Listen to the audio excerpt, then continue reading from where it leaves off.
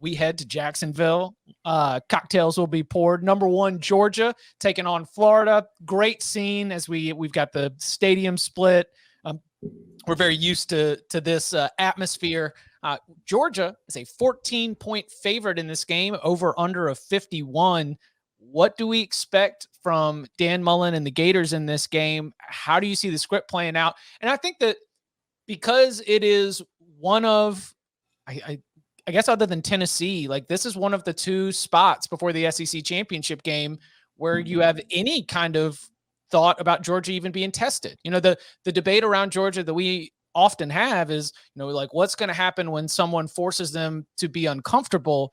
And the fact is they just aren't uncomfortable for a lot of games. And so what do we think will happen in Jacksonville? Oh, does anybody have a lock? Obviously, first thing is a lock, but okay. I got one. Go ahead, bud. I'm going to go against my background. And guys, just hold your nose on this one and take the 14.5 points. Look, I think this is an opportunity to bet on Florida having some performances where they were somewhat unlucky, right? We discussed this a couple weeks ago. There are 2 games they lost in which their post-game win expectancy on some of the performance metrics were actually over 50%, right? I do think Dan Mullen is a decent big game coach. I don't think Florida's going to win this game, but this is a challenge that I think so far is kind of unique to Georgia. Florida has a solid offensive line, which is better than a lot of the stuff that Georgia has faced so far.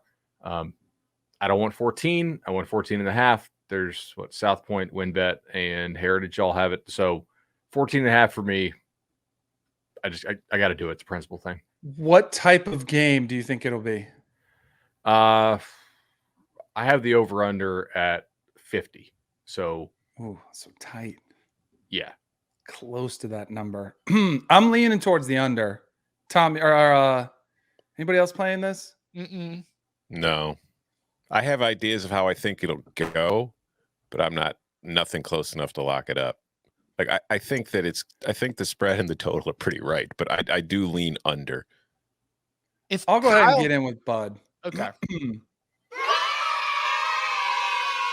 Give me the Gators. I mean, Georgia's done an outstanding job shutting down quarterback run, but they haven't faced an attack like this one where Dan Mullen, and who knows what we're going to get. He's been pretty coy about it. I think you'll probably see more of Anthony Richardson this week. It was ugly. I mean, Emory Jones and him both had 2 picks the last game. I'm sure there's probably a lot of, discussion about, hey, do we give Anthony Richardson the start against this defense? But I think either way, what you'll see is a challenge that Georgia hasn't faced really this year. I think athletically, it's probably the toughest game clearly that they've faced since Clemson, and might be all season long until they face Alabama. I do think I'm counting on Florida, which maybe this is one where you might want to watch how this unfolds early, because, man, I'm scared if Georgia gets a quick 10 points on them. I wonder where Florida goes mentally. Like, do they throw in the towel? Do they quit and say, this just isn't our year? But if they can keep it close in the first half, I think there is some pride there. A lot of these guys have been recruited by the same schools. They want to win this game. I think they're emotionally invested in it. I think the week off to get them healthy, kind of get prepped. I think also the unknown of who's playing quarterback. If it's JT Daniels and he goes with him, maybe there's a little bit of a rust that has to be knocked off. What do they do?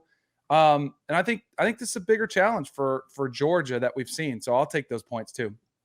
Gator Danny back. Seminole boys riding for the rivals. Tom taking overs in Big Ten games. I mean, we're only about 23 minutes in. This thing's already sideways.